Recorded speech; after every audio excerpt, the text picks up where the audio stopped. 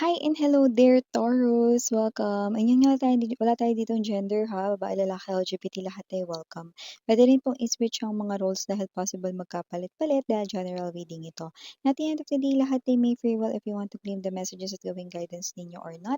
It's up to you. At yun nga, kung di niyo pa alam, mayroon pa po tayong other channel link down below sa ating description box. So if interesado, click lamang yung link dyan para mapunta kayo doon at araw-araw ay nag-upload tayo ng collective readings for all signs there. At yun nga wala tayo rito na time period kaya naman just take only what resonates. So, let's go ahead and check these messages para sa inyo, Taurus. Archangel Michael, Angel Guides, can we get messages for Taurus? Please, thank you so much sa inyong palagiang presence sa reading ni Taurus. Can we get messages for Taurus, please? What does Taurus needs to know? Can you please show me mga mensahe para kay Taurus? Taurus's messages.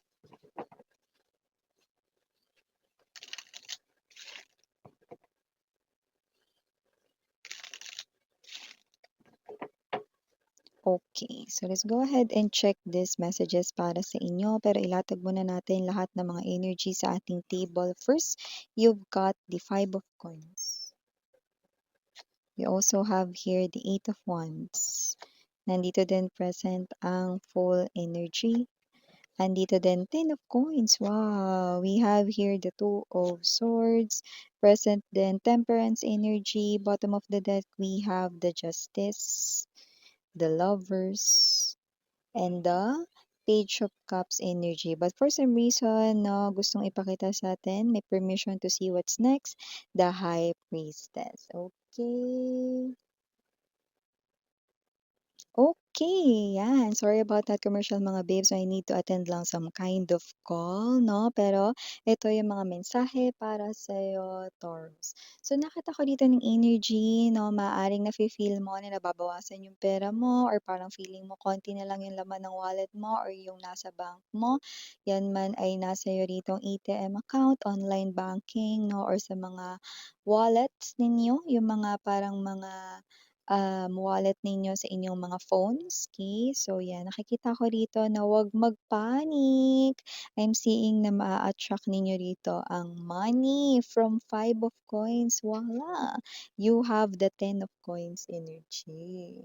So nakikita ko rito, no, na yung feeling luck, no, or parang feeling ninyo, paubos na yung pera ninyo, yan ay matitriple pa. So may opportunity dito, no, na kay ganda. Isang opportunities yan dito na nakikita ko 'no, like let's say ganito, para ma-gets ninyo 'no, because I'm trying to compose the right words, ganito.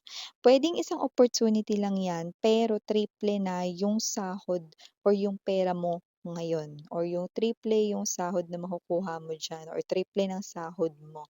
Wow! So I do pick up 'no, na puwedeng gano'n yung message. Pero yung iba, puwedeng maraming opportunities pero malaki 'no, yung perang parating sa'yo. Like hindi mo rito maaalala na wala kang pera nung nakaraang buwan or wala kang pera nitong nakaraan 'no. Kasi mga babes 'no, bago ka pa dumating sa yung last dime, boom! Ten of Coins energy, ang pera or kaperahan ay mapapa sa'yo 'no. Eh, saan ko naman makikita 'yan mga babes? Ang kagandahan dito, you do not need to chase this opportunity kasi kusa yang tatambad sa harapan mo, kusa mo yang makikita rito 'no. So, kahit may ginagawa ka, kahit na ano pa yung pinagkakabisihan mo 'no, kapag yan ay lumabas at lumapit sa'yo, hindi puwedeng hindi mo yan mapansin.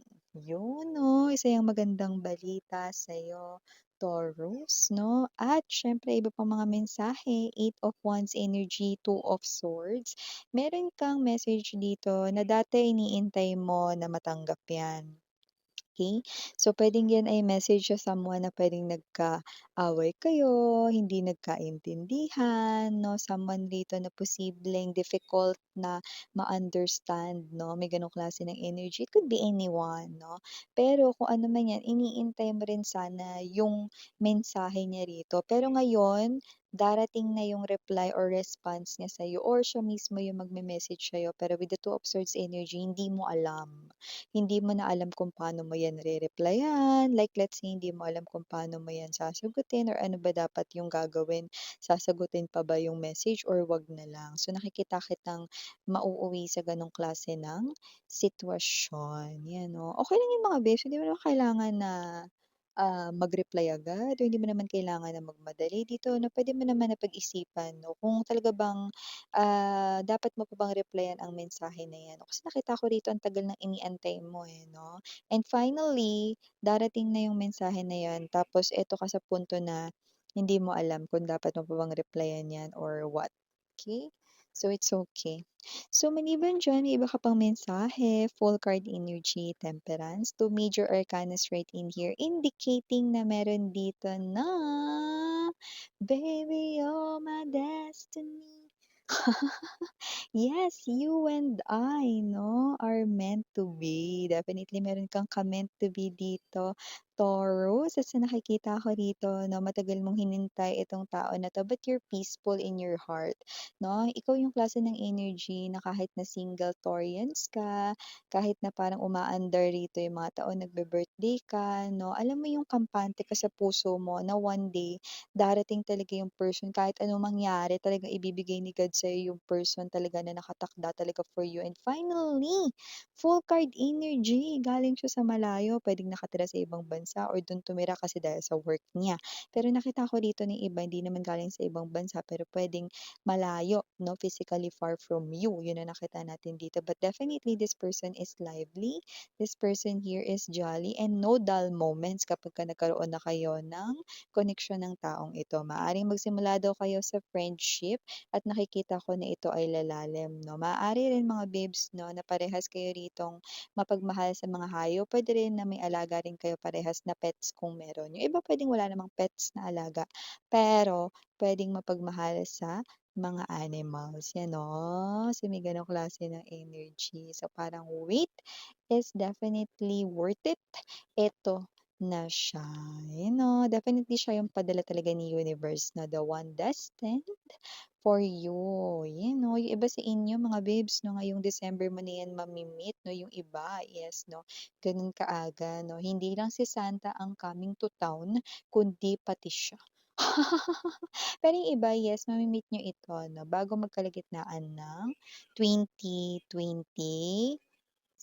So moving forward sa iba pang mga mensahe, we have here the lovers and the justice.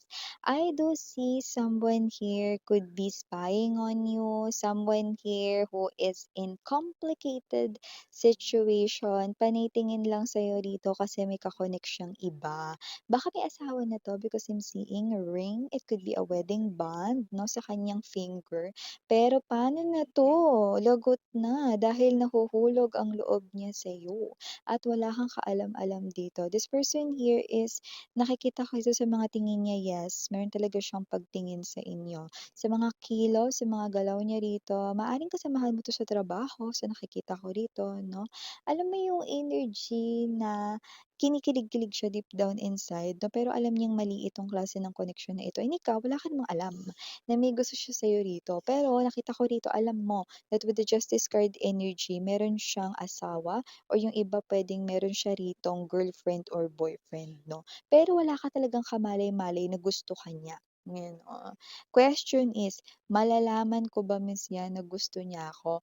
Oo, pero hindi pa ngayon. With the High Priestess right in here 'no, sasabihin rin yan ng tao na yan sa inyo dahil nakikita ko na mahuhulog talaga ng bonggang-bongga yung loob niya sa'yo to the point 'no, nakakausapin ka niya hindi para ligawan ka kundi para mga babes 'no, tulungan mo siya 'no, na makalimutan ka or mag-fade yung kanyang emotion sa inyo. Yes, magugulat ka rito kasi wala ka talaga, hindi talaga obvious na may gusto siya sa'yo, you know. Ayaw ka rin naman niyang gawing mistress rito lalo na kung siya ay may asawa at kasal, 'yan. Sa iba pang mensahe rito, nakita rin ako ng energy rito na meron kang ex 'no, na nakikita ko rito na kumukonsulta sa energy or tarot reader 'no, pero nakita ko rito napunta rin talaga siya sa mga parang mga ano-ano lang 'no, mga fake or parang mga,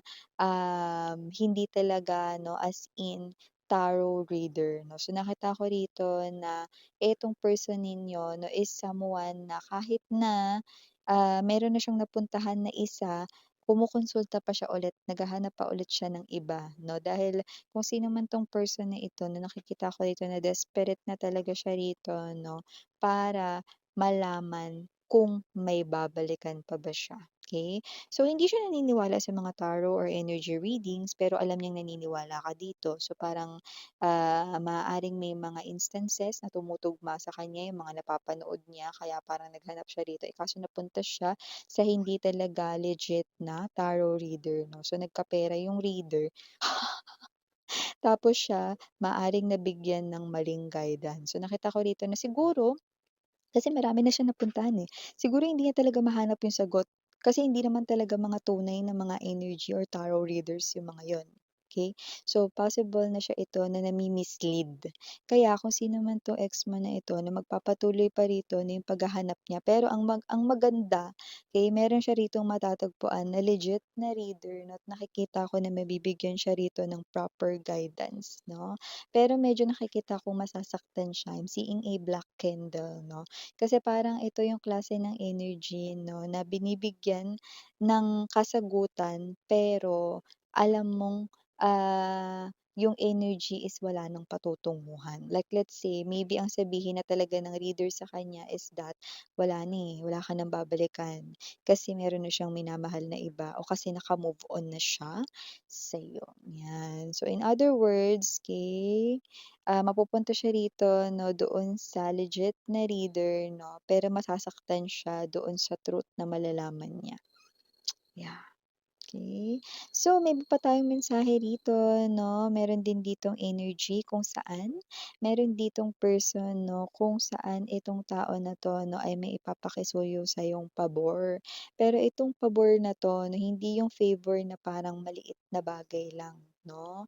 Big deal ito 'no, kung tutuusin at ikaw ito na parang may energy na ayaw mo sanang manghimasok sa kung ano man itong klase ng energy na ito 'no, dahil parang feeling mo hindi naman ito maliit na bagay. Kahit ano yun, pero parang may energy rito 'no, na maaaring magtampo siya sa'yo kasi tatanggihan mo ito. Eh, kaysa naman malagay ka sa alanganin, 'di ba? So malalaman mo kung ano 'yan. It could be any specific situations. By the way, kung meron pala kayo ritong person like meron kayong boyfriend, girlfriend ta's long term na kayong dalawa, nakakaisip na pala rito 'no, ng kasal ang person mo or pagsasama. Ninyong dalawa. Yung iba pag-iisang dibdib, yung iba naman rito pagsasama talaga 'no, like literally bubuo na kayo ng family or whatsoever 'no. So, wow!